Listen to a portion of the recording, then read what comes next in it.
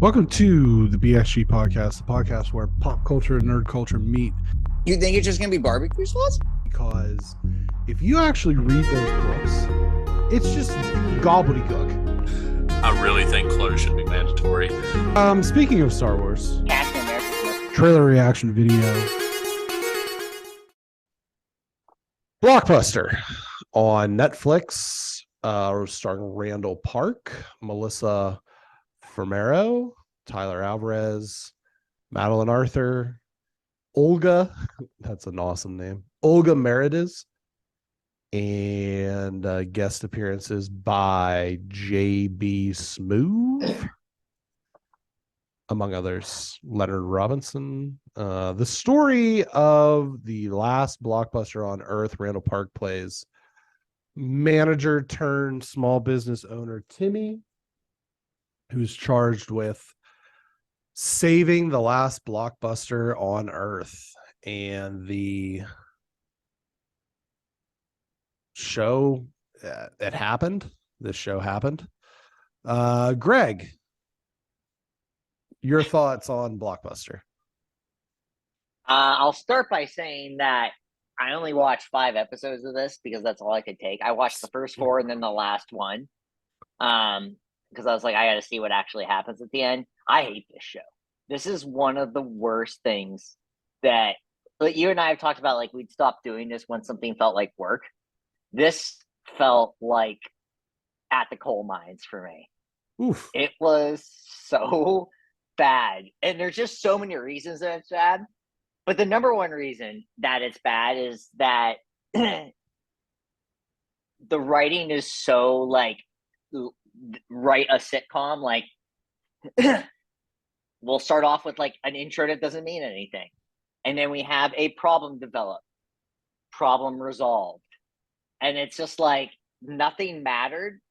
Like the end, I guess, kind of had like sort of like a thing where, spoiler, like he decides not to keep up with the blockbuster. I don't know, but it was just like, I don't think it matters. I don't think this show's going to get a second season. No, there's no way it should. But you know what I mean? Is like the idea of like the cliffhanger thing or whatever. But, and then the other problem, and I don't necessarily think this problem is as much. This is like the way that Janie and I had talked about. It's just Blockbuster was canceled out because of Netflix.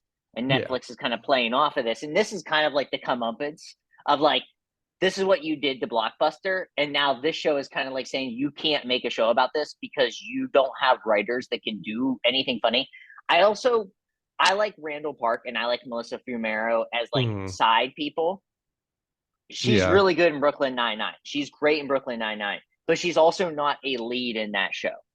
And I know he was a lead on like another show, but I can't think of the name of it right now. I was like on ABC, but he's not a good lead. Like, there's a reason why I said he used to be on that show, because he is a good side character, but like he can't carry anything. And it just, there are certain people just have that charisma, and like the show can be bad, but like he doesn't have any of that. He, to me, has like zero charisma. And the other thing I will say that just made this show so bad to me, like he's funny. I don't know. I think saying that he has zero charisma is off base. Well, what I say is for this show, for this type of show, I think there are shows where he works and it's awesome. But for him to be the lead person, it just didn't work for me. I couldn't take it seriously at all. And then the other thing that I absolutely hated is it always said special guest appearance at the end by JB. Yeah, dude, you I ain't didn't famous understand enough. that. Like, he isn't famous enough to be special guest appearance. Like, yeah, you're on Curb Your Enthusiasm, but like, I don't care. It was just it actually irritated me every time I would see that. Like the 5 times that I saw it, and I was just like, JB Smoove, like, you're funny and like you're relatively cool, but you're not special guest appearance cool when you show up in every single episode. Yeah, that's what I didn't understand about that. Was he was in like 9 of the episodes or 7 of the 8, and it made the show seem like it made the show more. It made the show feel like it was more important than it was. This show's a nothing show.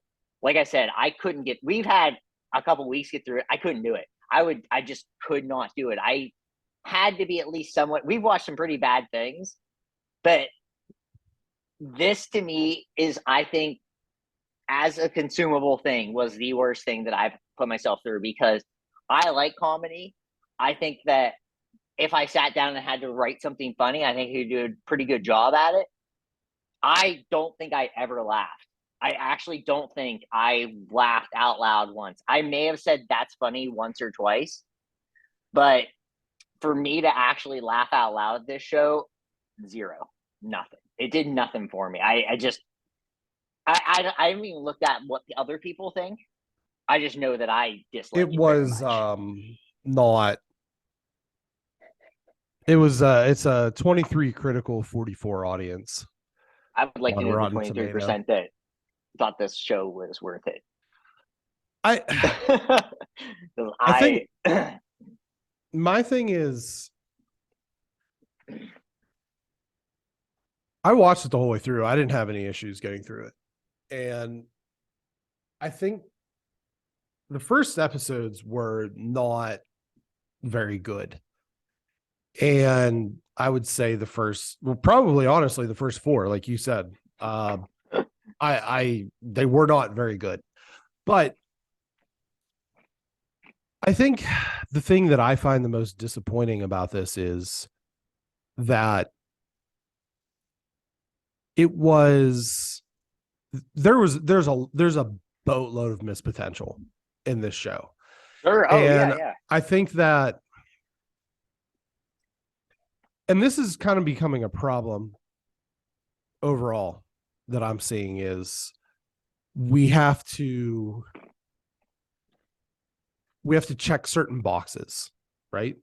It's like, I found each character on their own to be, in their own way, kind of interesting, like each character. But like you said, I'm not going to be as harsh on it as you, but I think that it wasn't good. But I feel like there was a lot of missed potential, and I thought that each of the characters had their own individual layers of potential. But it's almost like you have to, like you said, it's like by the numbers sitcom, right? It's like, okay, there's this sort of Jim and Pam, will they, won't they romance throughout the season. You have this relationship that reminds you of Michael Scott and Todd Packard, kind of from the early seasons of The Office, with Jimmy and Jimmy Park and JB Smooth's 2 characters, where it's like he's trying to be the boss, but he also wants to be the cool guy for his dude, and then his douchebag. And then you have like the part where he gets into this other you didn't even see that he gets into this relationship with this other girl, and it just seemed like, well, she shows up in the last episode. Yeah. To borrow a phrase from our gaming co-host Charles, this was like a Wish version of The Office. And that's a real damn shame, because this is a really cool concept to do a show about the last blockbuster on Earth. And maybe it was the actors. I think a large part of it was the writing. The writing was just bad. It was just bad writing. I don't necessarily agree with you that I don't think that Randall Park's capable of carrying the show. I think he is, with better writing. They tried to be too quirky. They tried to be too like on the nose in the moment. It was very corny. Yeah. And my thing on this is why I say this, because I think he's good at, I like him, and this is why I thought maybe the show could be good. My problem is he's kind of a corny guy. Yeah, sure. And I mean this in a nice way. Like, I think I'm kind of corny. I think he's kind of a corny guy, but when you write corny jokes for a corny person, that's like 2 wrongs don't make a right. Right. You don't want to, you actually want him to be kind of more like, I know it sounds weird, but you want him to be a little like harder. You know what I mean? Like, you want to have him be like a little rougher than he is. He's so corny that it's the idea of like Michael Scott is not like, Steve Carell is not corny. Right. Michael Scott is the corniest thing alive. And so that's why that works, is that because Steve Carell isn't corny as a person, He's funny, but he's not corny. To make him corny and not seem cool, Randall Park isn't like, and like I said, I don't think this is a mean way. Randall Park does not seem cool to me, and like the idea of like cool, like Chris Evans is cool, right? You know what I mean? And so when you do that too much corniness, it was just too much. It was a corniness overload where like you probably don't even think this is funny while you're doing this. I think the difference between the Timmy character and Michael Scott is that while Michael Scott is extremely corny, he also has no self-awareness. He's completely aloof to that very fact. Serious about everything. And so I think you either have to take the Timmy character in a direction of he's going to be more aloof or lack self-awareness, or he just needs to be rather than this kind of like, okay, I'm going to be this corny cheeseball, but I'm also going to be like we can do it, guys. Yep. Just be that instead of also being the corny jokester. Like, leave one of the side characters for that, basically. Right, exactly. This is where literally any of the side characters could come in that. I think with this show, like you said, it was potential to have like a good idea. With this show, we did the trailer reaction, and we thought it looked, based on the trailer, it had promise, but it was just it was a failure of execution. The idea, what they did is, like I said, it's that opening act that means nothing, which is totally fine.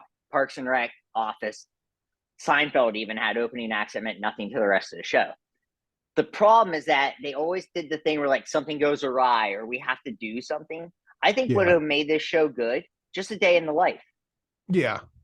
I think if it's just day in the life of working at the video store and just the problems that ensue, like, and we've all worked at a place where like someone's like, man, could you imagine if this was a sitcom or if this was a reality TV show or something like that? And you hear that a lot. It's like, of course that'd be bad, but you know what I mean? Where it's like just the day in, like working at a bookstore like I did, like there were funny moments that happened.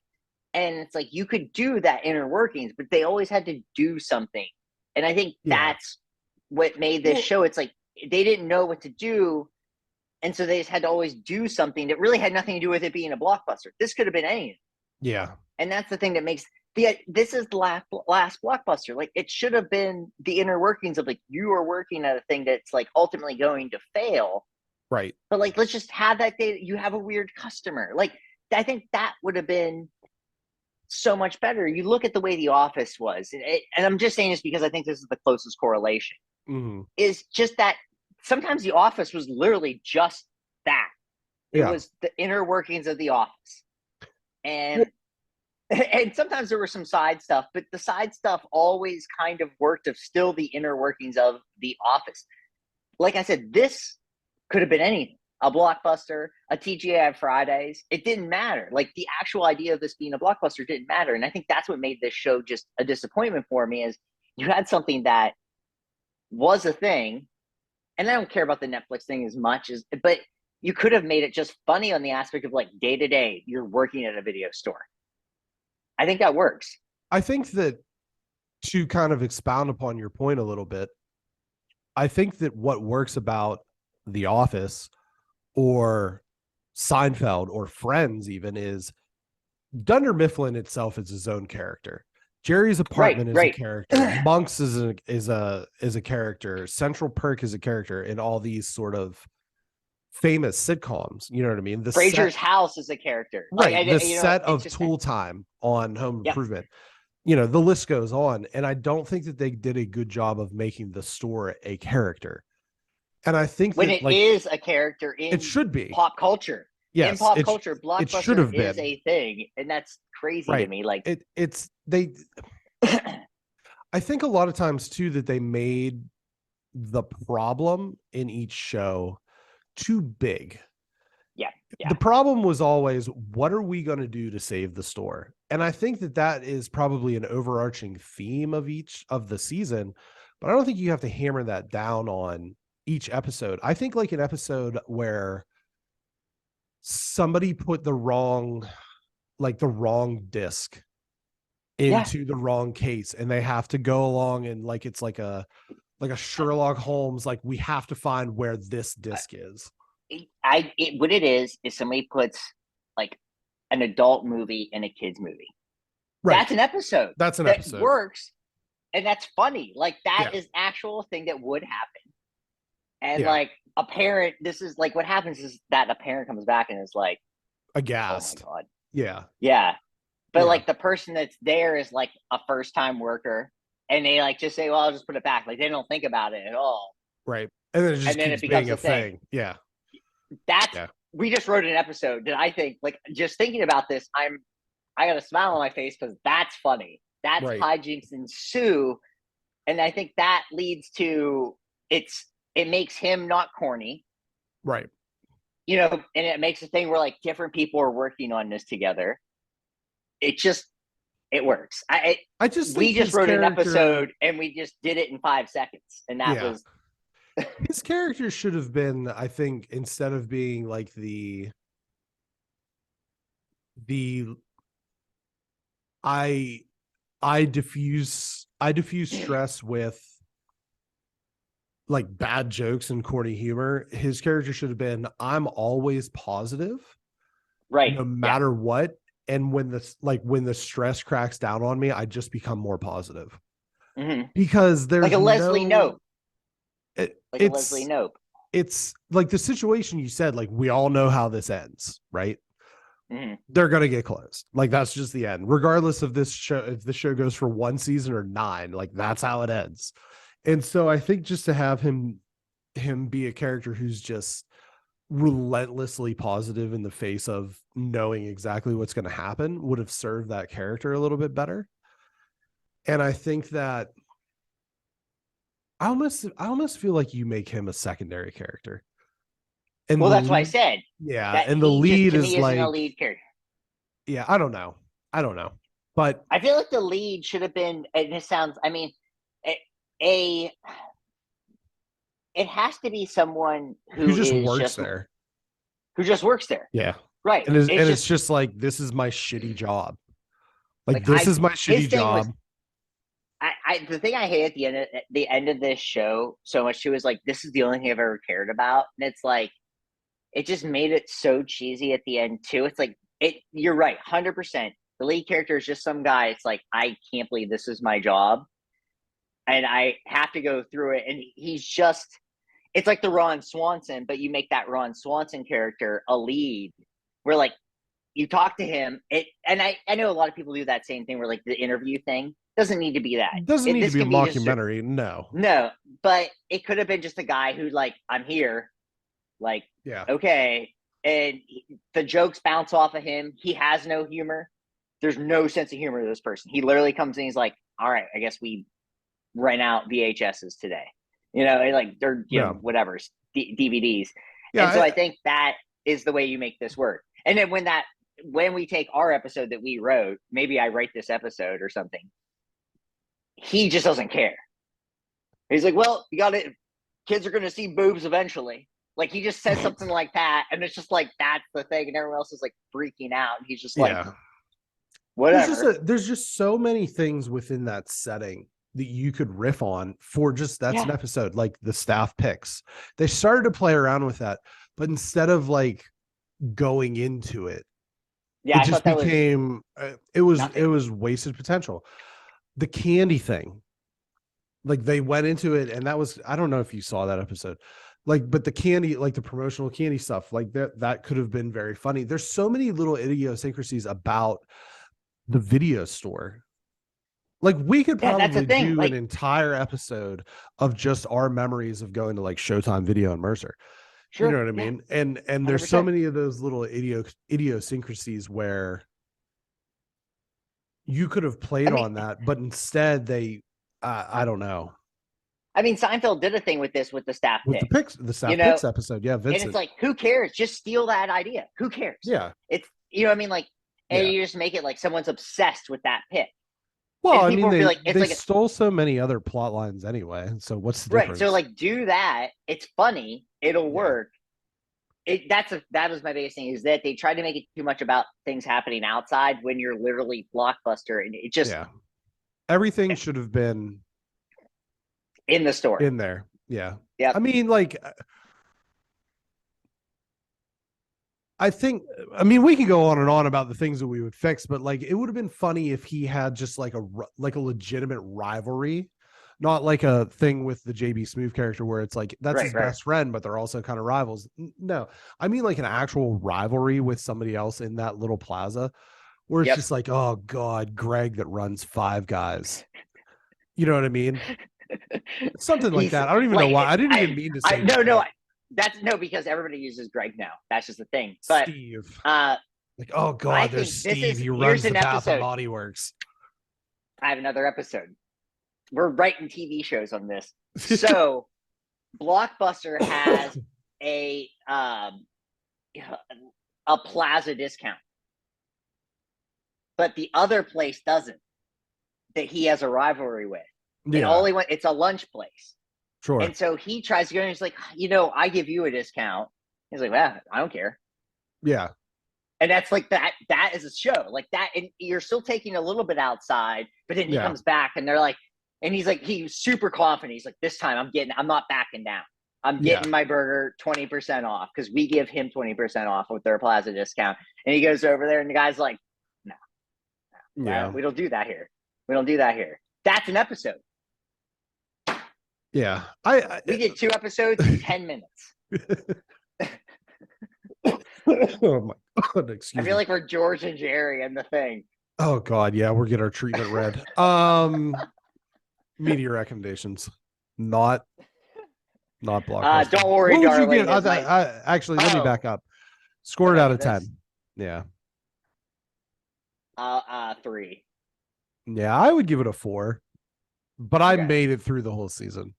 Sure. So the later episodes, there are some funny moments, I will say. Okay, maybe I'll go back at some point. It's just, like I said, a lot of missed potential. A lot of missed potential.